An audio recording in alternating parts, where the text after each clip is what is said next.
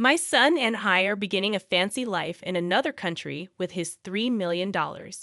His mother warned, "If you two split up, you won't have enough money." Then she added, "If you want our new address, you'll have to beg and lick my shoes." I was confused and asked, "What? What are you saying? What do you mean?" I had no idea they were planning to move abroad or saving up so much money. She explained, "I meant my son inherited $3 million. We're going to live a wealthy life overseas, just the two of us. Why would my husband leave the country? And why are you talking about $3 million? Why are you being so secretive?" Well, if you're really curious, get down on your knees and beg while licking my shoes, and I might just tell you. Why are you being so rude? Where is my husband? We're quite comfortable here. We're living it up with my son's $3 million. So you're not needed anymore. I was shocked by what my mother-in-law said. How could my husband suddenly have $3 million and be living a luxurious life abroad? And the way she talked, as if I didn't belong. I felt a mix of anger and worry, but I knew I needed to stay calm and figure things out. How did my husband get all that money? And could it be connected to? I work as a manager at a big tech company. My husband and I met there, and I was attracted to his upbeat personality, which led to us getting married. His parents welcomed me warmly at first. Later, we had a daughter who's now 14. I grew up poor with difficult parents. Having faced many challenges, I was determined to love and care for my daughter deeply, while also managing work and the household. Then, one day, my husband had to move to Texas for a project. "It's going to be tough being alone with our daughter," I said. "Yeah, balancing work, chores, and taking care of her will be hard." "Maybe we should ask my mom to come and help," my husband suggested. "That could be a relief," I agreed. So I reluctantly agreed to let my mother-in-law move in with us. "Mommy, when will Daddy come back?" my daughter asked. "It looks like he'll be in Texas for a while, but don't worry. Gran was coming to stay with us," I reassured her. And so, my mother-in-law came to live with us. Little did I know, this decision would turn out to be the biggest mistake of my life. "You're working late again today, huh? Women who neglect their families." I'd hear biting remarks from her when I came home from work. "I have a job too, and I take care of our daughter." I'd argue back, but she was never satisfied. "When I was young, family was everything. I never even thought about working outside," she'd say. Then one day when my daughter did well in school, she said, "It's all thanks to me. What's the point of you? Maybe we don't need you around." Even though my mother-in-law only helped with easy homework, I was the one teaching my daughter most subjects. And if I made a small mistake with cooking, she'd jump on me, saying, "How did you and my son even survive before with such poor cooking skills?" "I'm doing my best, and everyone has their own way of doing things," I'd snap back. My patience was running out. "She doesn't do her chores," she complained to my husband. "Mom, she's working too. Please try to understand," my husband would say, trying to mediate. But as we continued living together, the relationship between my mother-in-law and me became more strained. With my husband far away, I felt even more isolated. One day, I decided to call my husband to talk about it. "Hello, are you okay?" "Yeah, I'm fine. What's on your mind? It's kind of late." "Well, your mom gave me a piece of her mind about house chores, and it's really getting to me." I explained to my husband over the phone. "I'm sorry. Mom's always been a bit sharp-tongued, but maybe she has a point. Still, don't let it get to you too much. Just keep doing things at your own pace," he comforted me. Feeling a bit reassured by my husband's words, I tried to focus on our daily routine again. But with my husband away, the pressure from my mother-in-law kept building, and I was getting more and more tired. Every day, I eagerly awaited my husband's return. Living with my mother-in-law without him around was tough. At first, I coped by clinging to reminders of him. But as time went on, her behavior became unbearable, and I felt overwhelmed. She criticized everything I did, from morning till night. Even when I made my husband's favorite rice dish, she coldly remarked, "This tastes terrible. Who'd eat this?" Whenever I took a short break, she'd scold me, saying, "How can a woman who can't even handle household chores take a break?" I never felt very confident about housework. With my husband, he just laughed off my mistakes. But with my mother-in-law, I felt like I couldn't make any mistakes. I think she treats me this way because she loves her son so much. She can't accept that he got married and moved away from her. This experience made me determined never to become an overbearing parent like her. One day, after treating myself to a small shopping spree at a local mall, my mother-in-law found out about it. When I got home, she was waiting for me at the entrance, furious. "How could you go out for fun when your husband isn't home? What about the household chores?" "I thought I needed a little break," I replied. "A break? In this situation, all this trouble is happening because of your incompetence," she scolded. After that, I hoped for a call from my husband. I thought hearing his voice might make me feel better, but what he told me was far from comforting. I have some bad news. My work in Texas isn't going well. I got into gambling, and now I'm in serious financial trouble.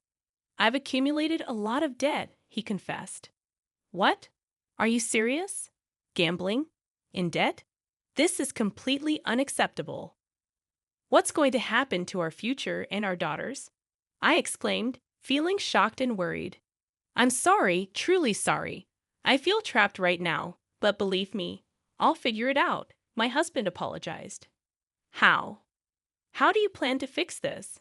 How much do you owe?" I asked, feeling overwhelmed by the news. I always saw my husband as honest and sincere. He never seemed like the type to gamble. He was always on time for our dates, and when we lived together, he always came straight home from work. He thanked me for every meal I cooked or every load of laundry I did. His sincerity and honesty were what made me fall in love with him. But with him away and my mother-in-law's constant criticism, life felt unbearable. "I can't believe someone as useless as you married my son." My mother-in-law's words pierced through me, sinking my heart deeper into despair. Since my husband started working away, I've been constantly blamed and criticized by my mother-in-law. His recent confession about his debts and gambling only added to my despair. The weight of it all became too much to bear, and one night, I left the house and found myself crying on a park bench. Then, one day, my mother-in-law uncovered a secret from my past. During dinner, she used it against me. "So, I heard you used to work in a nightclub, huh? Shame on you for raising my grandchild after working in such a place," she sneered. "How did you find out about that?" I asked, feeling shocked and embarrassed. I was telling an acquaintance about how useless my son's wife is and showed them a picture of you. They recognized you. "Apparently, you weren't even good at that nightclub job," she taunted. In my past, fed up with a mother who never worked and always partied, I left my family home. Struggling for money, I found a job at a nightclub. It was before I married my husband, a secret I believed he didn't know. I was speechless. I never thought my mother-in-law would uncover this about my past, and she kept using it to attack me.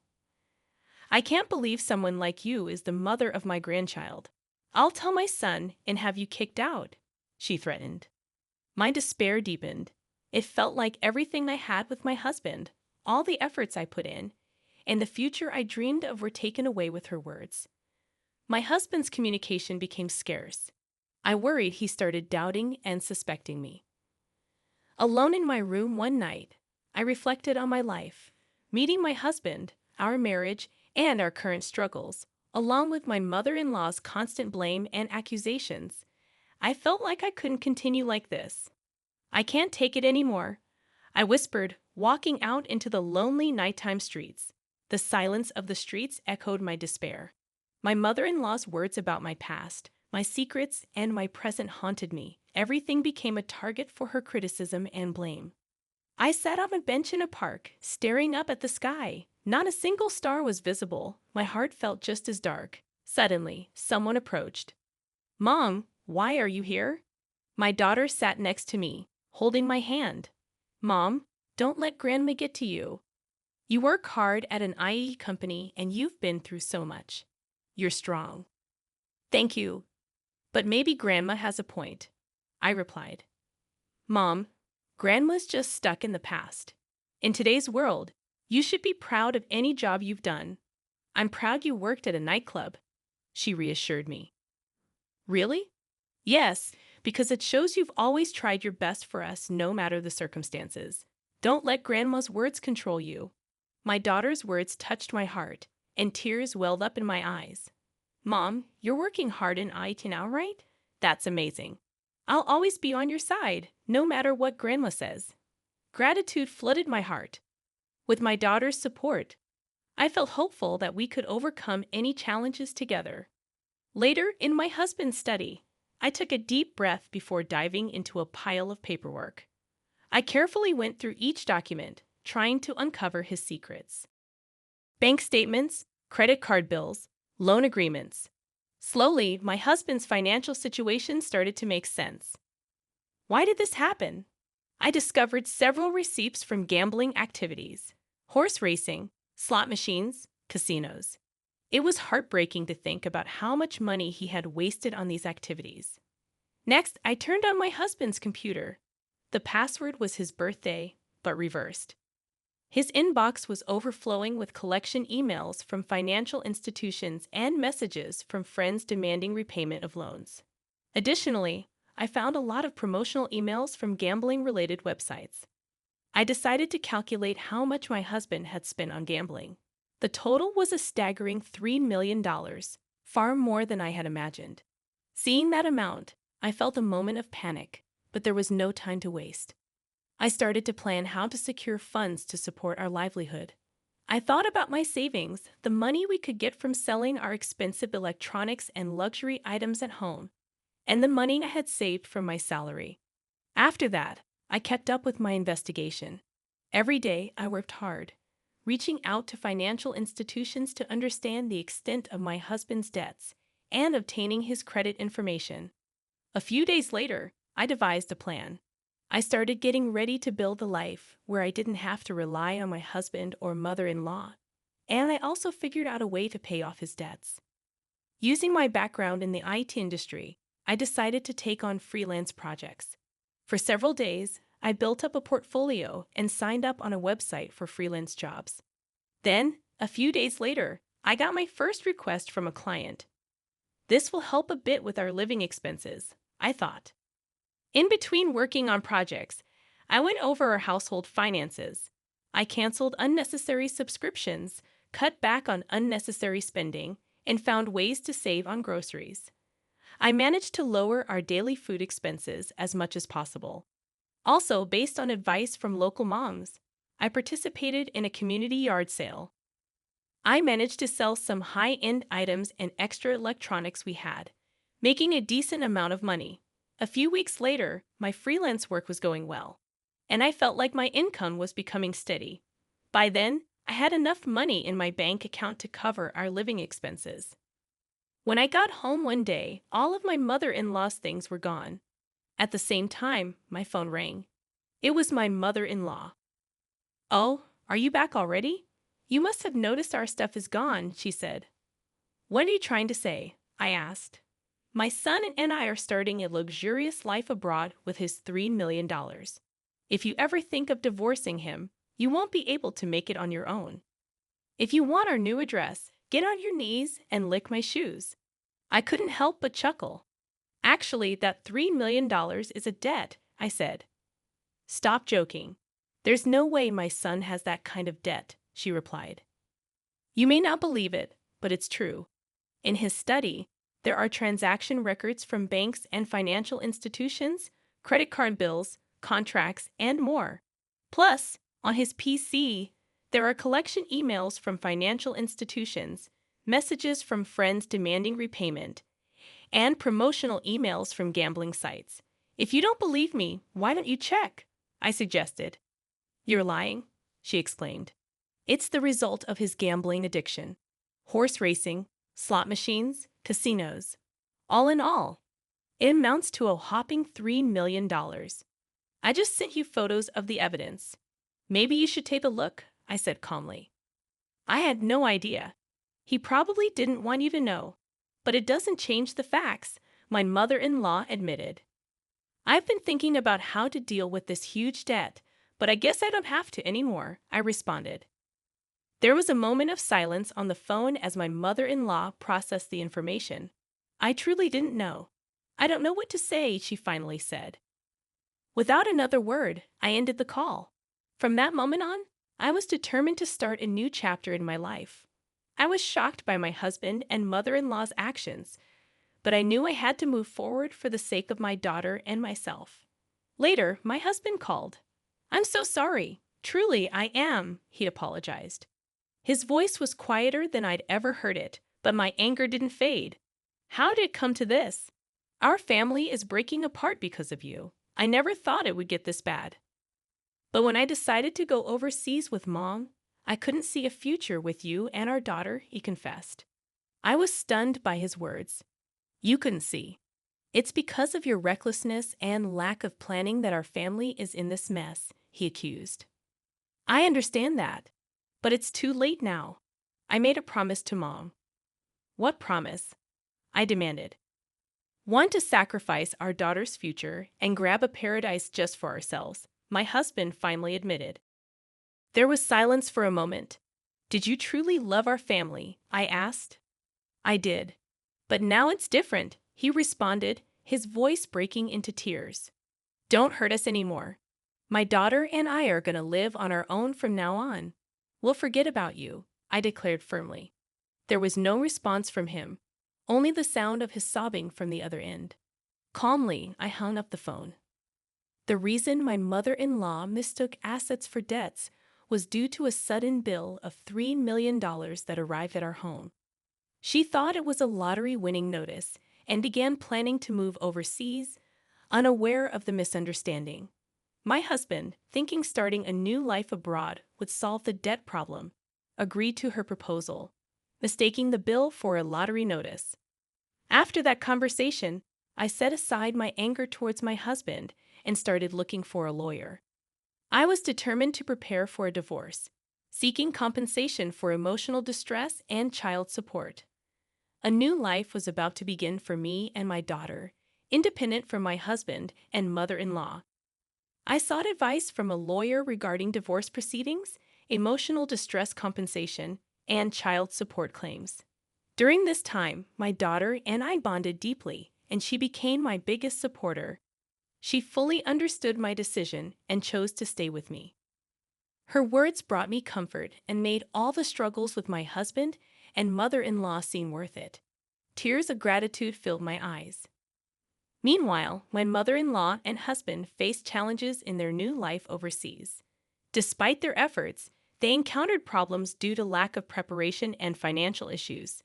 To make matters worse, they were pickpocketed, losing their remaining funds, and struggled with the language barrier. Ultimately, they were deported for overstaying their visas. Later, I negotiated the terms of the divorce with my husband through our lawyers.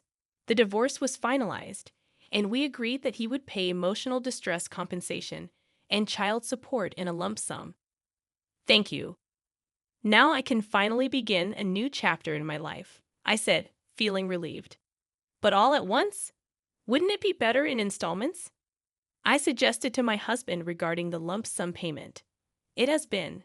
I ended up taking on even more debt, borrowing money from some shady loan shark, he admitted. I don't know what happened to him after that, and honestly, I don't care, I replied, feeling detached from his struggles. After being evicted from her rental property and losing all her savings to pickpockets, my mother-in-law ended up homeless upon her return to the U.S. My daughter and I embarked on our new life. It wasn't always easy, but being free from my husband and mother-in-law, we could look to the future with hope. I wanted to live happily, working together with my daughter, who had saved me from the depths of despair.